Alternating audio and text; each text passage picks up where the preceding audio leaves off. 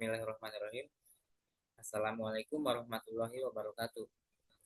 Perkenalkan, nama saya Elang Firmansyah dengan stambuk S1 S1 24005. Di sini saya akan menampilkan sedikit progres tugas saya pada mata kuliah aljabar linear.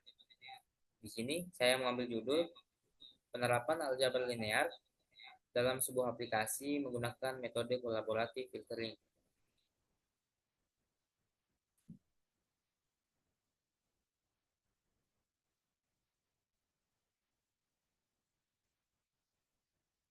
Sebagai pendahuluan langsung saja masuk ke materi.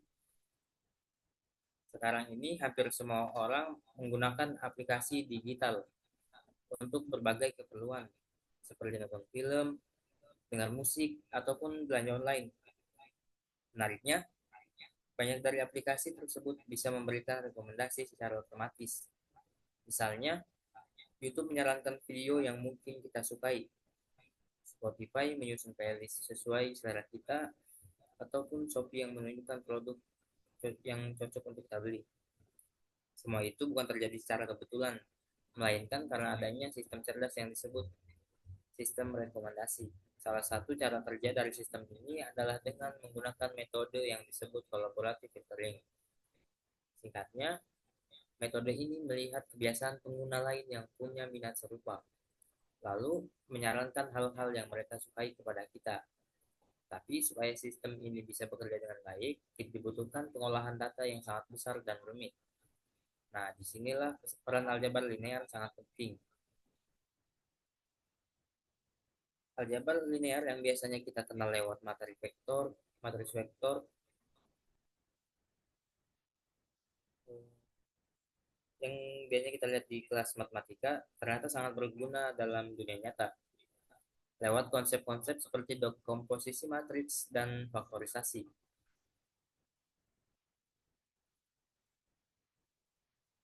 Aljabar linear bisa membantu sistem rekomendasi menyederhanakan data yang besar, mengisi bagian yang kosong, dan akhirnya menghasilkan rekomendasi yang tepat sasaran. Makalah ini dibuat untuk membahas bagaimana aljabar linear digunakan dalam metode kolaboratif filtering dan bagaimana semua itu bisa diimplementasikan dalam aplikasi yang sering kita pakai sehari-hari. Nah, dengan memahami ini, kita bisa melihat bahwa pelajaran matematika seperti aljabar linear sebenarnya punya manfaat besar dalam pengembangan teknologi yang canggih dan berguna bagi banyak orang.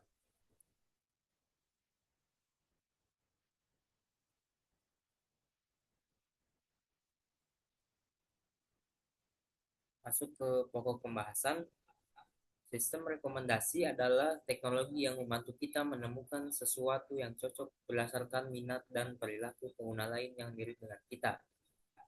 Salah satu metode populer untuk ini adalah collaborative filtering, yang bekerja dengan cara melihat apa yang disukai oleh pengguna lain yang memiliki selera serupa, lalu merekomendasikan hal yang sama kepada kita. Data yang dipakai biasanya berbentuk matriks besar yang menghubungkan pengguna dengan item, seperti film, lagu, produk, dan lain-lain. Namun, seringkali matriks ini memiliki banyak bagian kosong, karena tidak semua pengguna memberi rating pada semua item. Untuk mengatasi masalah tersebut, ilmu aljabar sangat membantu terutama melalui teknik seperti faktorisasi matriks dan dekomposisi matriks. Seperti singular value decomposition atau SVD, teknik ini memecah matriks besar menjadi bagian-bagian lebih kecil dan mudah diolah sehingga dapat menemukan pola tersembunyi dalam data. Dengan cara ini, sistem bisa memperkirakan apa yang mungkin kita sukai, walaupun kita belum pernah menilai item tersebut sebelumnya. Aljabar linear juga membantu mengurangi ukuran data dan mengisi bagian yang kosong, sehingga rekomendasi yang dihasilkan menjadi lebih akurat dengan preferensi kita.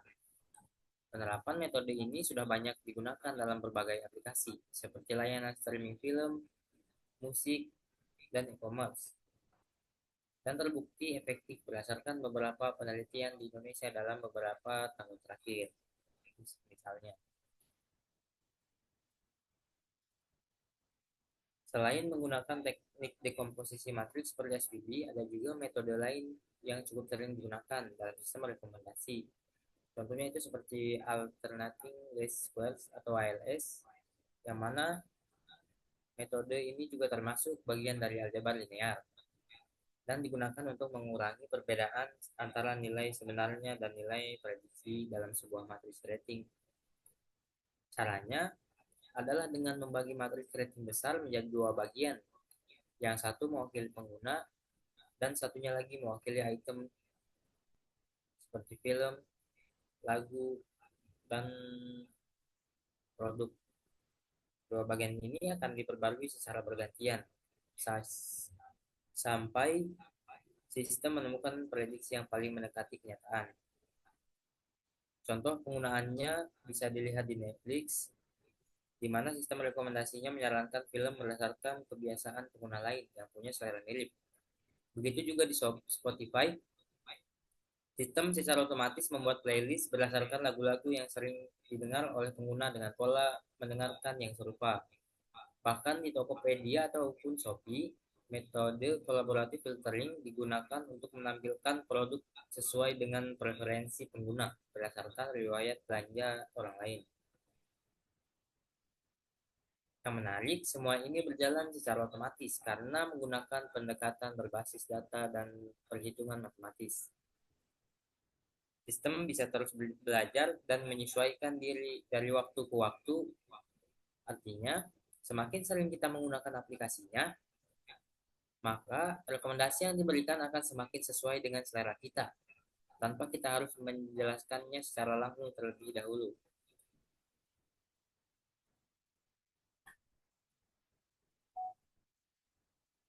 Selanjutnya itu kita membahas singular value decomposition.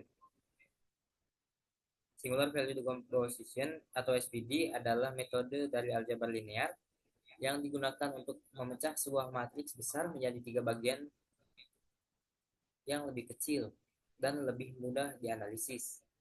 Tujuannya adalah untuk menyederhanakan data, menemukan pola, dan mengisi bagian data yang kosong.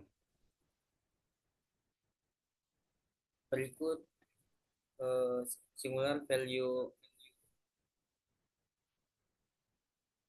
decomposition dapat dilihat secara matematis. Langsung saja kita masuk ke bagian kedua, yaitu alternating least square atau ALS. Cara kerja ALS adalah dengan membagi matriks rating yang besar menjadi dua bagian.